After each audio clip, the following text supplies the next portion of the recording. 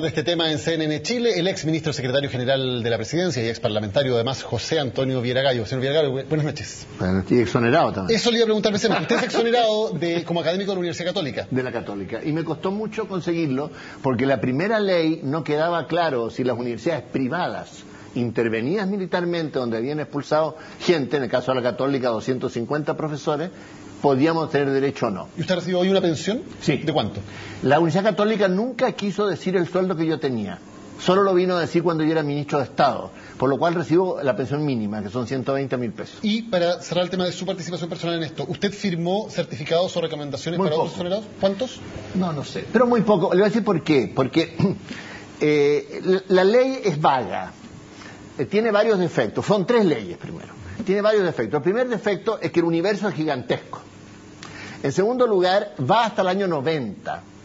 Y recuerdo muy bien, por ejemplo, un militar que vino a mi oficina cuando yo era senador diciéndome que había sido exonerado el 89, o sea, despedido, digamos, y que quería postular exonerado porque el general tanto lo había echado por política. Eso es ridículo. La ley no debió haber tenido un periodo tan grande y tampoco debió haber sido tan vago en sus contornos. Por ejemplo, los campesinos que fueron echados de los asentamientos. Quiénes eran, dónde estaban, si eran o no eran.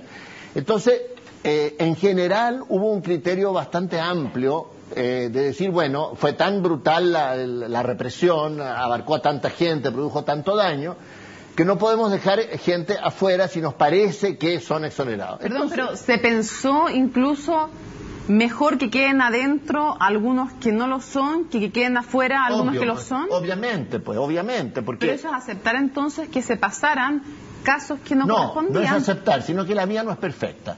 Y sobre todo... Pero es asumir que el costo que era... hay dudas. Por ejemplo, se acerca una persona y dice, yo era campesino del asentamiento tanto. Y fíjese que eso consta y se presentan 3 compañeros de él.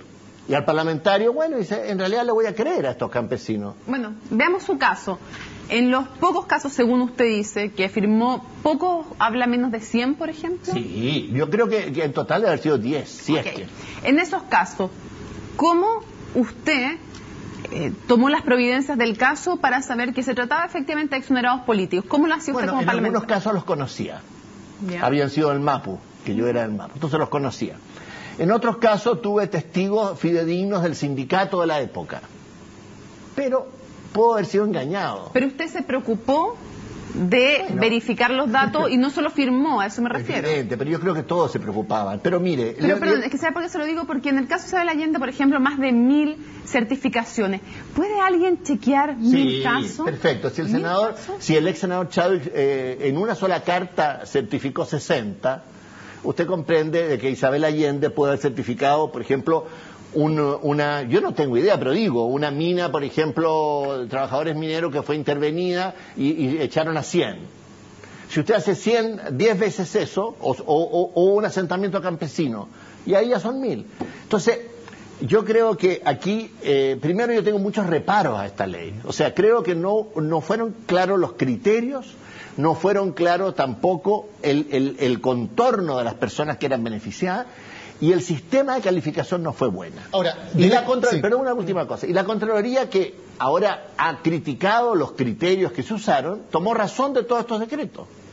O sea, todos los decretos de exoneración iban a la Contraloría, que los podía haber objetado, que no los objetó. Si los hubiera objetado, no serían exonerados. ¿Cómo es posible que, por ejemplo, solo del Partido Socialista ya haya identificado 499 casos falsos? ¿Pueden ser solamente errores hechos de buena fe?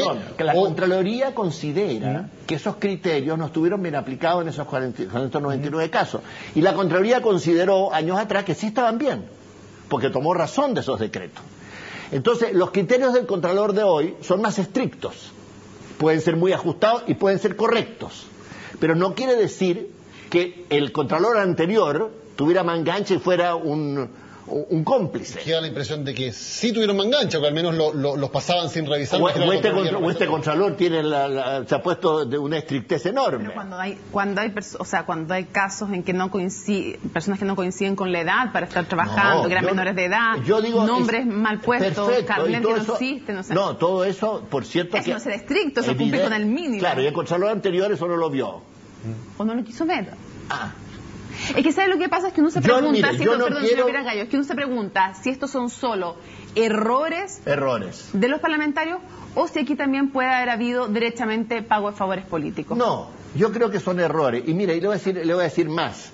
Hay una investigación que va por lo menos desde el 2011 en adelante, ¿no es cierto?, que lo lleva una fiscal.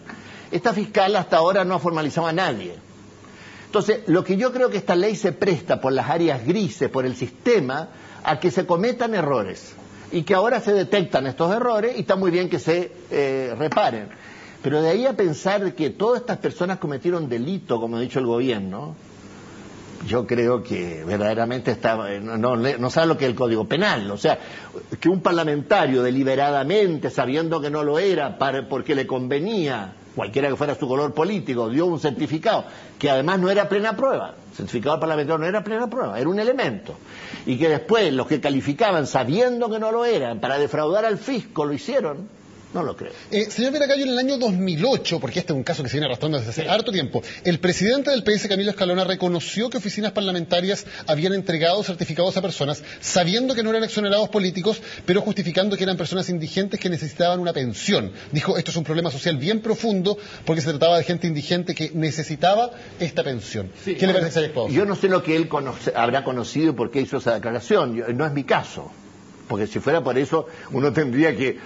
hay tanta gente que necesita en Chile. El presidente de un partido reconocía ya hace 5 años que esto se usaba en el fondo como para entregar beneficios sociales, a sabiendas de que no eran exonerados. Bueno, por eso digo, son los antecedentes de él. Ahora, yo creo que es muy importante de que ahora se haga una investigación y que la investigación que está en curso siga adelante.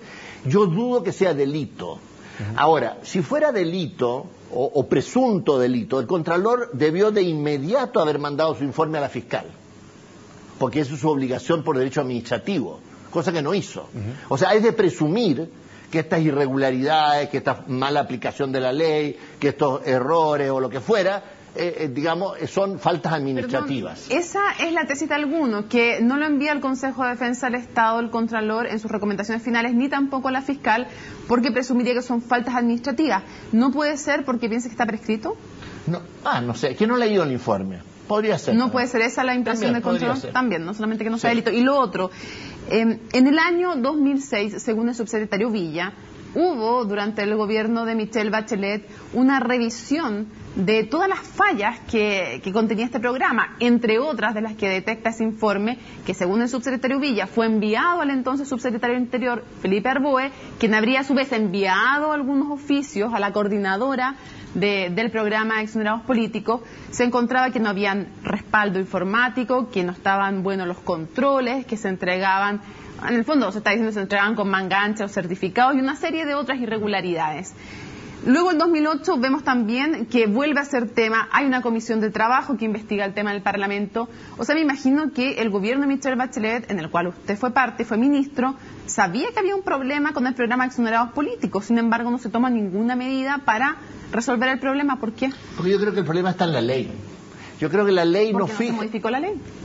Bueno, imagínese lo que es modificar una ley, las dificultades que eso tiene. No es un resorte de un gobierno. Pero no se intentó siquiera. Digamos, no se intentó porque yo creo que es muy difícil. Fíjese que en el caso de Uruguay, la dictadura uruguaya, cuando terminó la democracia, lo que dijeron fue, todas las personas que perdieron su cargo vuelvan al cargo que tenían.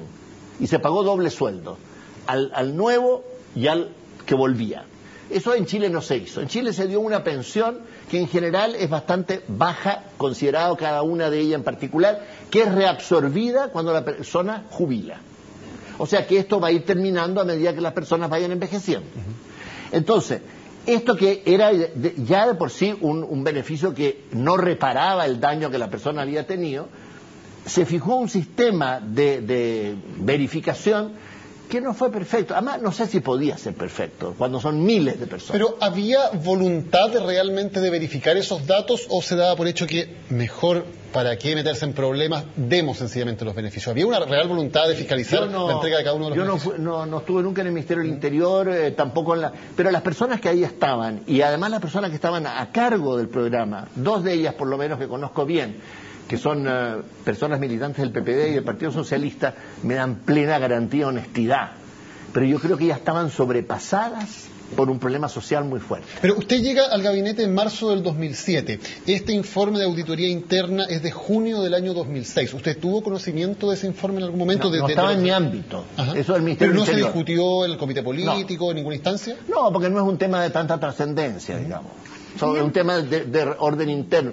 Si usted piensa, por ejemplo, el caso de los retornados, también yo fui retornado, también hubo irregularidades, porque revolvían miles de personas.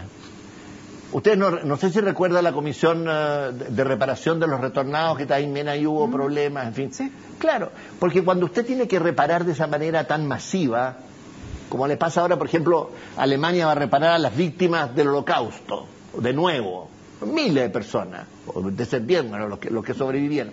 Entonces, estas cosas se producen. Pero usted dice que en el fondo que esto que sucedió son como daños colaterales inevitables en el caso de tratar de reparar la situación de muchos ciudadanos. Yo creo que son daños que se originan en la dictadura. Y que pero estos errores en el fondo, usted calificador de errores, algunos califican de favores políticos, claro, o de pero delitos. Si fueran favores políticos, estos famosos certificados los hacían de todos los colores, todos los partidos, de todo el espectro. Entonces, yo no creo que sea eso. Yo creo que simplemente, además esos certificados los parlamentarios, insisto, no era plena prueba, era un elemento más. Pero me llama la atención una frase que usted dijo, las personas de la comisión de reparación de exonerados políticos estaban sobrepasadas por un problema social muy fuerte. Miles de carpetas, miles. ¿Cuántos son los exonerados, saben ustedes? Recién hay como un 19% revisado, o sea, con 9.000. No, ¿cuántos son en total? Yo tampoco sé la cifra, pero debe rondar más de 50.000. A esta altura es bien difícil saberlo, porque como hay calificados. No, los calificados que están recibiendo pensión deben ser, si no 50.000, más de 50.000, 100.000 deben ser. Imagínense cada uno una carpeta, miles de carpetas. La oficina con pocos funcionarios, presión de la gente y de los beneficiados que digamos que están luchando para tener una reparación, que además muchas veces han quedado cesantes, que no han sido vueltos a contratar, perseguidos políticos. Entonces, en ese sentido están sobrepasados, digamos. Sí, usted decía recién que nunca fue un tema tan relevante como que, por ejemplo, se discutiera en el comité político, que era un tema más bien interno de interior. Pero cuando uno mira las cifras, solo las irregularidades que ha detectado la Contraloría en una muestra, habla de 60 millones de dólares. Eso, evidentemente, si lo extrapolamos al universo, son cifras de cientos de millones de dólares. ¿Ustedes tenían dimensionaban la cantidad de dinero que se podía estar entregando de manera irregular? No. ¿Nunca se le imaginaron que podía ser? No, yo no me imaginé, que pudiera tener. Siempre pensé de que para ser bien franco, cuando era parlamentario, siempre pensé que este era un sistema que no era perfecto. Y no sé si podía ser perfecto. No sé si podía ser perfecto. Porque, ¿quién califica, por ejemplo, después de 18 años, 17 o 20 años, si una persona fue exonerada por motivos políticos en una empresa intervenida en tal parte? Y en ese sentido, esto de que fueran fundamentalmente los parlamentarios los que entregaban certificados, ¿no es una forma precisamente de incentivar los pitutos, el amiguismo, el clientelismo político? En la ley. ¿Pero es un error de la ley que esa fuera un elemento tan importante? Sí, yo creo que toda esta ley tenía, desde el origen, además fueron 3 leyes, porque iban quedando gente fuera. Yo mismo le digo que las universidades privadas no estaban en la primera ley, estaban en la segunda. Y entonces mis compañeros que fueron echados y yo mismo luchamos para que los exonerados de la Católica también, porque ¿por qué el exonerado de la Universidad, en ese momento técnica del Estado, Universidad de Chile, recibía la pensión, en cambio el que fue echado a la Católica no? Absurdo, digamos. Pero usted reconoce que la forma en la que estaba redactada la ley y el que parlamentarios justamente pudieran dar certificados como parte de la prueba fomentaba el amiguismo, los pitutos. Entonces, ¿por qué descarta el hecho de que se puedan haber pagado con estos favores políticos? Mire, y para mí es tan grave el daño que produjo la dictadura, haber echado a miles de personas, que el intento de reparación es lo válido. Ahora, que en ese intento se cometieron errores, que ahora la Contraloría detecta, que antes no detectó, a mí me parece muy bien que así sea y me alegro mucho que se ponga orden. Ahora, que eso invalide todo y como que ahora se diga, mire, el horror es el abuso que se cometió ahora y no el horror de haber despedido a miles y cientos de miles de personas, no estoy de acuerdo. ¿Usted hace alguna vinculación con el momento político en el cual se conoce esto de parte de la Contraloría? No, yo creo que la Contraloría es muy seria y el Contralor yo tengo gran estima de él. Pero ¿Usted no cree en el fondo que se trata de perjudicar a Michelle Bachelet porque la gran mayoría de los casos investigados son durante su gobierno? Al contrario, fíjese que yo creo que esto se puede volver en contra, porque si son 100.000 personas o más, y si cada persona más o menos está rodeada de otras 10, y ahora todos sienten que pueden quitarle su pensión, estamos hablando de 1 millón de personas que se sienten amenazadas hoy día. No creo que esas personas vayan a correr a votar por las personas que los amenazan. Pero usted está hablando de personas que están recibiendo beneficios del Estado de manera injusta. No, justa. Porque pero la persona que recibe beneficios justos no tiene nada que temer. ¿Y cómo sé yo? Por ejemplo, y en mi caso yo tengo muy claro, porque tengo el decreto de expulsión. Pero si yo fuera un trabajador de una empresa que también solo pude probar por testigo, ¿qué seguridad tengo yo que no va a venir mañana X que revisando más diga, no señor, fíjese que lo suyo es fraudulento? Con ese razonamiento usted en el fondo certifica que efectivamente aquí puede haber un cálculo político, que en el fondo que es mejor entregar los beneficios por un cálculo electoral. Porque mire, eso, yo usted descarto, mismo lo dice, puede vincularse con la votación de una persona. Yo descarto de que el gobierno haga esto con el fin político porque se le puede volver completamente en contra. Él está poniendo en riesgo 1 millón de personas que reciben un beneficio y que ahora se pueden sentir amenazadas. ¿Y la Concertación prefería no correr ese riesgo con esas personas? No, la Concertación trató de reparar, que reparó bien, reparó a media, cometió errores, obvio. Si la vida no es perfecta, yo no sé si en la vida ustedes son así, todo es tan perfecto, todo así como... No, la vida tiene... A ver, si a mí me dijeran, mire, solo se iba a reparar a las personas de la Administración Central del Estado, que se podía probar de que tenían un cargo público porque había un decreto de expulsión, es una cosa. Pero cuando uno dice una empresa intervenida, la misma empresa Fiat que decía el ministro Chadwick, que obviamente no queda rastro de quiénes son los trabajadores. ¿Sabemos la planta de esa empresa? Entonces hay que probar eso. Entonces viene un señor y le dice, fíjese que yo tengo aquí una cotización que me hicieron tal año, o yo tengo una asignación familiar, o yo tengo el señor tanto que era el gerente que puede probar de que yo trabajé ahí. Entonces todo este sistema no es perfecto. Perdón, cuando usted decía, no creo que este gobierno esté haciendo la denuncia con cálculo político porque se le puede devolver, puede haber 1 millón de personas que se sientan amenazadas por quienes podrían quitarle los beneficios, es decir, este gobierno. ¿Usted cree que en el fondo esa gente podría evaluar no votar por la centro-derecha en las elecciones? Pues yo no le atribuyo connotación política a esto. Yo creo que simplemente es un programa que cumplió... Pero no entiendo cuál es la relación que hace usted en que podría ser un boomerang para este gobierno. ¿En qué sentido? En el sentido que esas personas, en general, fueron personas que, digamos, en el 99%, son personas que sufrieron la dictadura y son personas que, además de eso, fueron muy perseguidos. Tienen una reparación mínima. Y esa reparación hoy día se la ponen en tela de juicio. ¿Y eso los podría llevar a qué? Con mayor razón estar en contra de un gobierno que les pone en tela de juicio la mínima reparación de un daño que ellos mismos causaron. Y no votar por un próximo gobierno de centro-derecha. Pero es obvio. Ahora, usted decía un 99%, pero según el informe de la Contraloría hay irregularidades en el 30% de los casos que ellos detectaron. Mayor razón para que se asuste toda esa gente. Pero esa gente, insisto, esa gente que se asusta es gente que está recibiendo beneficios del Estado de manera injusta. Ese 30%. No lo sabemos. Esa incertidumbre es la que genera justamente este tipo de debate político. Yo creo que esto debió haberse hecho hace tiempo atrás. Y debió haberse hecho por parte de la Contraloría, no en un momento electoral, mala suerte lo hizo ahora, no creo que por cálculo, por la inercia burocrática. Y en este momento genera un debate político enorme. Pero no hay que olvidar la causa de fondo. Aquí la causa de fondo. Usted dice la dictadura. Sí, pero no lo diga así como si fuera nada. Esa es la razón primera, porque si no hubiera exonerados, no habría reparación y no habría estos problemas. Señor Veragallo, nadie pretende quitar, y jamás lo hemos hecho, la gravedad de la dictadura en cuanto a violaciones de derechos humanos de diversa índole. Pero como aquí no estamos hablando específicamente de eso, sino del problema que se encuentra en el tema de los exonerados políticos falsos, siempre agregamos el apellido de falsos. En ese caso uno se pregunta, claro, tal vez la Contraloría podría haber revisado antes, pero no podría haber también modificado la ley, la concertación o la concertación de iniciativa del gobierno. O la derecha.